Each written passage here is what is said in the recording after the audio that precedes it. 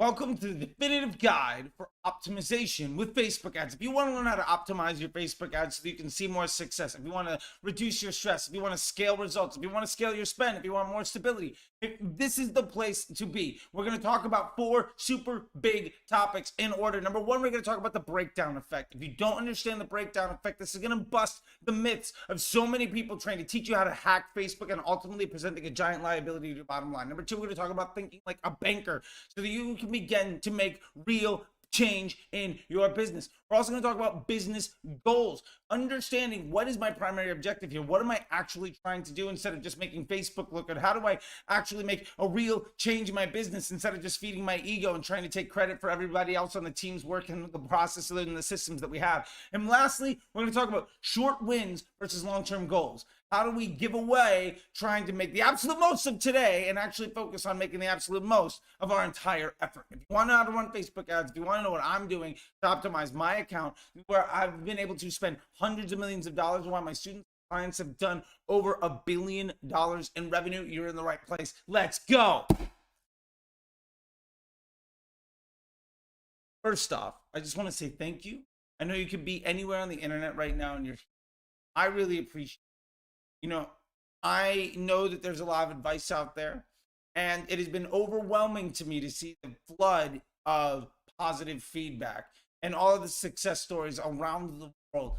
Hundreds of people in dozens of countries, 6 continents, nobody in Antarctica yet, but it's been wonderful, wonderful to see all the success that I've seen from folks over the last 3 or 4 months since this YouTube channel's really started to blow up. So I really appreciate it. If you love what you see here, please share it with somebody. Go ahead and hit subscribe. I think it's down over there.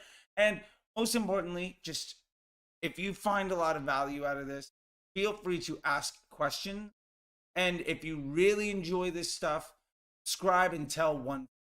And if you want to know more about things, sign up for my classes. I always do a regular class all the time. It's at apply.facebookinstructor.com. And if you want to know about the Facebook Ads MBA program, where you can take an immersive 12-week course with one-on-one time, community, weekly classes, and a dynamic curriculum that you'll have lifetime access to that updates on a weekly basis. You can, ask me more about it, and I'd love to hear more about that opportunity too. That all being said, let's dive into this, because I think that optimization on Facebook is absolutely important. And I think, honestly, most people that say what you're supposed to do are dead wrong. And honestly, the results show it. So let's get into it. Let's dive into optimization on Facebook, starting with the breakdown effect. So one of the things that people say is, well, why, when I'm looking at my results, why is Instagram so much more efficient than Facebook? Why is this lookalike audience so much better than broad? Why is this one ad so much better than another one? And you're looking at things the wrong way. So let's initially bust that, right? And this is going to get you away from the idea of trying to use a bunch of audiences or trying to hack placements or anything else. The breakdown effect is a really great way that Facebook is used to explain the blended average. And that's what we really need to focus in on. One of the things I hear all the time is, well, my broad audience is getting all the spend, but my lookalike is doing so much better. Why can't I spend all my money in my lookalike? And then what do? Well, you take out the broad audience, maybe using ABO, and you just throw a bunch of money at the lookalike audience, and then it stops working. And like, Facebook is broken. It just won't do anything. Here's the thing.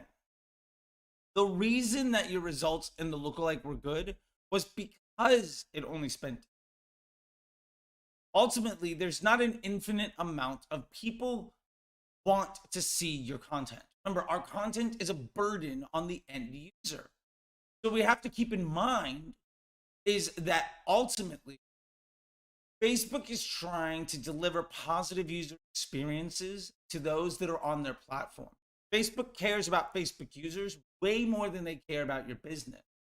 So if your business isn't predicated on trying to care about Facebook experiences, then you're going to struggle. Facebook isn't broken. You're just not respecting your relationship with your partner. And that's a really big. The breakdown effect is something where we say, well, 20 cents out of every dollar went to Instagram, and it was 50% better than Facebook. Why don't we spend everything on Instagram? Then what happens when you spend 5 times as much on Instagram? Your performance goes down the toilet. And why?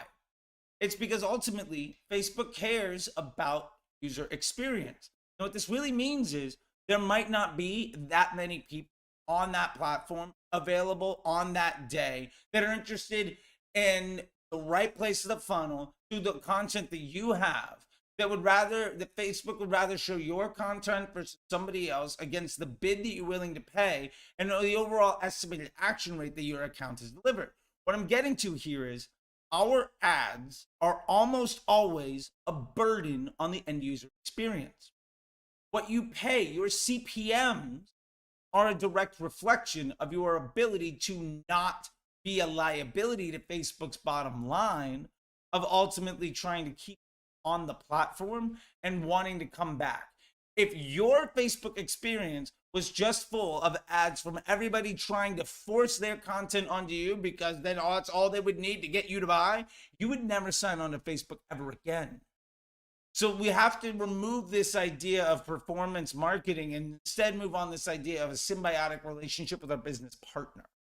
The breakdown effect shows what that allocation of resources is. And ultimately, instead of trying to chase the one little pocket that makes everything better, we have to understand that our success comes because of the aggregate. Because we spent some money abroad, because we got some money at the local, because we got some money on Instagram, because we got some money in the newsfeed. That is why we were way more successful. And the inverse of this, every time you try to say, I'm only targeting lookalikes, or I'm only going to do stories ads, or this is only going to go over here, we see far less success that's way less stable. And while we might get some immediate wins, it dies really, really fast. And it's because there's only so many people there that are ready, willing, and able to receive your content in a way where you are a better piece of inventory. You are a better piece of content for Facebook to deliver to an end user versus somebody else. And that's a really big thing to know. No matter how good you are, no matter how great your ads are, at the end of the day, nobody's signing on to Facebook to admire all of your hard work. And there's 20,000 other people trying to get that exact same impression when somebody refreshes or scrolls to their feed. Once we understand this, we can begin to focus in on the idea of really what we need to do is stop trying to optimize by audiences and really focus on our ads, because our ads do the targeting both on placement and with audience. So once we understand that, we can immediately begin to optimize our campaigns and our accounts by removing our efforts to hack the breakdown. And by breakdown, we're talking about delivery on placements, delivery to gender or audiences or ages or whatever else that we're trying to do. The more that we get away from trying to hack the machine, the better we are at aligning ourselves with Facebook's needs. Because the honest truth is, we don't really care where that money goes as long as we get a really stable result that we can prove. So with that in mind, we have to start thinking way less about trying to hack the breakdown and way more about trying to think like a banker and ultimately caring about the end user experience. We get those two skills together, we're going to be in a great. So thinking like a banker. One of the things we really have to focus in on when we're optimizing our ads and our accounts is not today's return. Remember, ROAS doesn't mean anything. MER is basically a lie. And what I mean by this is none of those numbers will ever tell you what happens when a customer buys a second. Right? So, oh, my Facebook ads got it. Let's give an example, right? Let's say you spent $1,000 today and you got $3,000 in revenue. And the only platform you're spending on is Facebook. Fantastic. You got a 3 MER. Now, maybe on Facebook, you got $1,500 back for the $1,000 you spent. So you have a 1.5 ROAS. Okay. Now, what that really means is, though, $1,500 came from someplace else. Now, that might have been an email. It might have been just returning buyers. It might have been organic. It might have been a million other things that happened. Maybe people just liked the product and they came back and bought. Problem here is that doesn't actually tell you anything that you're supposed to do inside the system. You have no idea of, well, does that mean I spend more money on this ad? Do I target that audience? Because honestly, those results that happen today are a small piece. They're the tip of the spear of that customer journey.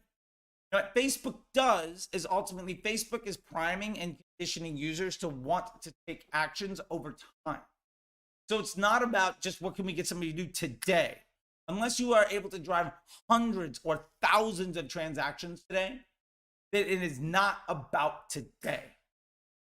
What it's about is aligning yourself to be a better business partner with Facebook to ultimately get your content in the feeds of individuals. So what this means when we're talking about thinking like a banker is we have to stop looking at ROAS because it's meaningless. We have to stop looking at MER because honestly, ROAS and MER is a lot more about the media buyer taking credit for the work of a team, system, and a process for an end net result. Because the Facebook ad that was shown today is rarely something somebody buys. How many times have you seen a Facebook ad where the very first time you saw it, you were like, this is amazing. I didn't know this thing ever existed. And I'm going to buy right now. The honest truth is, the answer to that is probably never, right? When you see an ad for shoes, did you not know shoes existed? The point is, Facebook knows that you've been in the market for shoes, right? Maybe it's, April. And every year around April, because Facebook has all your credit card information, seen everything that you've engaged with on the platform and seen all the websites you've gone to for the last decade. Every year around April, for the last 5 or 6 years, you seem to start talking about running and you're going to a lot of different stores. And we've seen that you've bought 1 or 2 pair of trainers in like this 5 or 6 week basis. And you've engaged with content from these types of people. You want to see that type of thing. So if I'm running a shoe brand and I show you an ad on cold prospecting, Facebook's already retargeting you because of all that. So the point here is thinking like a banker is we have to stop looking at ROAS and MER because it's just a small piece of the puzzle. Instead, we have to start looking at PSM, profitable scaling margin. Now, there's not a lot of people talking about PSM, and the honest truth is because agency owners are not aligned with brand owners when it comes to this type of thing. And most brand owners aren't informed enough about this type of stuff. And the people that are absolutely crushing on it don't teach. So let's fix that. PSM is lifetime value divided by the sum of CPA and COGS. How much does it cost to acquire a sale? And how much is that customer worth to you? What this really means is if you're promoting 3 or 4 or 5 different offers and products in your store, how many of them are giving you a good ROAS versus how many of them are giving you a lifetime value way above and beyond what you're paying to acquire that customer? If you want to generate revenue growth in a long-term basis, it's far less about, can I take 5 cents on the dollar today after you break down cost of goods and you pay for all the other teams and you dedupe all the attribution that's happening because your Facebook sale also might have had something to do with a Google ad spend that also had something a little bit to do with some TikTok ad spend. And yeah, there was an email that went out today and 20 people bought again today. The point is, if you can understand what product ultimately allows you to have the greatest margin between the cost to acquire the customer, the cost to make the product, plus what that customer is worth over their lifetime with you and the brand. Finding which one of those has the greatest margin will ultimately allow you to understand which offer, product, or service to actually promote. Because there are basically 2 primary objectives in business, which gets us down to our biggest point here. Is either we are trying to drive volume of customers at break even or a small profit, or we're trying to generate volume of high margin customers. And what I really mean by this is either we're dealing in volume. We are a bulk business. We want to get 100 customers today, and if we make $10 on each one, hey, we made $1,000 today.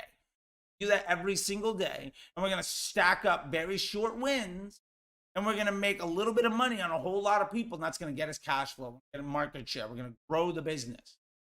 But ultimately, hand-to-hand combat like that is going to be something that tremendously inhibits our ability to scale the brand. Because we're going to be able to grow the business, sure, but there's a law of diminishing returns of how much we're going to be able to do that. And because we're making very little money on those transactions, if competitors come into the space, if we are unable to figure out the rest of the business, and if our creative kind of slips, or if the market price of that inventory goes up, say it's summer and people don't want to buy as much anymore, or it's winter and everybody's giving discounts, you go from a low margin, high volume business to losing money every single day. That's an extremely volatile place to be. Whereas you might be able to invest in high margin customer. Yes, I'll pay you $50. I'll pay $50 to make a sale today for something that cost me $50 to make. Now, theoretically, if I'm charging $50 for that product, it cost me $50 to make it. I spent $50 to produce the product, and I got $50 in return. I lost $50 in that transaction. But what if that customer is ultimately worth $300 to me here? I paid $100 to get $300. So I now have $200, $250 more in revenue coming off of that customer over the next 6 months, 9 months, 12 months, whatever. If I understand that margin, I can begin to buy into that margin. And ultimately, if I acquire more of those customers, I might be losing money today, but I'm going to make way more money long term. And when I'm talking about thinking like a banker, the optimization of our ad account is really understanding what is the balance between needing immediate money today and the willingness to invest in long-term growth tomorrow. One of these is going to grow your business massively, and one of them is going to be a lot of hard work to keep the lights on today. Now, I'm not here to tell you which one's the right move, but I will say that you're promoting 5 products and 3 of them are in the middle. Those are probably the worst things for you to spend money on, because ultimately you are training Facebook to value those things the same as what they're valuing everything else, because Facebook doesn't know the difference between each purchase. Each customer that's coming to your store is basically getting treated as, will this person buy or will they not? And because you're spending money in a bunch of different places, all having different business objectives, you're keeping Facebook super dumb. Remember, Facebook is your employee. You're the manager. The more things you ask your employee to do, the dumber your employee is going to be. Or you just hire a whole bunch of people and you spend far less time training any of them. Both of those things ultimately will lead you to a path towards failure when your other option could be success. Now, I'm not saying that promoting a bunch of ideas is bad. I'm saying that if you think like a banker and understand, do we need volume or do we need revenue growth, you're ultimately going to start to prioritize your efforts, which will optimize your account, because you can stop spending money on things that ultimately don't move your bottom line. And it's all about the hyperbole here. That's the unfair truth. And I can promise you, you're not spending nearly enough money to need a second or a third product. If you're not spending $20,000, $30,000, $50,000 a day, you probably don't even need a second. So when we're talking about business goals, what we need to get to is understanding what our objectives here. Now, we talked about thinking like a banker, right? Understanding what we're doing. So we've already optimized out with the breakdown effect. We've understanding that we've stopped trying to hack placements, right? We've stopped trying to hack audiences, right? Hopefully what happens out of all of this is you just go broad and you're using only auto placement because you feel like working extra hard to make success more difficult for your brand is kind of a bad move. Why would you want to do that? I don't know, but a lot of people think that's a really great idea because they don't understand how the system works. We just already debunked all of that. And we've now gotten down to, because we're thinking like a banker, the 1 or 2 offers we absolutely need to best meet our business objectives here. Probably 1 offer. Now, with that, what we need to understand is, what are our business? Is our business goal to maintain our LTV? And obviously, we are going to struggle as Facebook advertisers to reduce the cost of goods. So the only way we're going to make more money is either by increasing the volume of people or reducing the CPA. Now, if we want to reduce the CPA, that's a fairly simple process. We creative test our way using dynamic ads and broad audiences and continue to lower our average CPA. We're not spending all of our money against the thing with the lowest and then complaining when it breaks, because like the breakdown effect showed us, the reason something did really well generally has far more to do with the fact that you didn't ask it to do a lot of work. So when we're thinking about our business goals, reducing CPA or increasing volume of spend generally is the 2 moves that we're really. Now, when we're scaling spend, one of the biggest mistakes people make is they say, well, my target is $50 CPA. I hit $50 CPA, and I'm just going to scale to the moon. I'm going to surf whatever today, and I'm going to try to get the most out of it. Well, remember, that number today isn't necessarily a real number, because that data is incomplete. And you're also building that on taking credit for other work. It is way more about, what was your average this week? Was it better than last week? What was your average versus last month?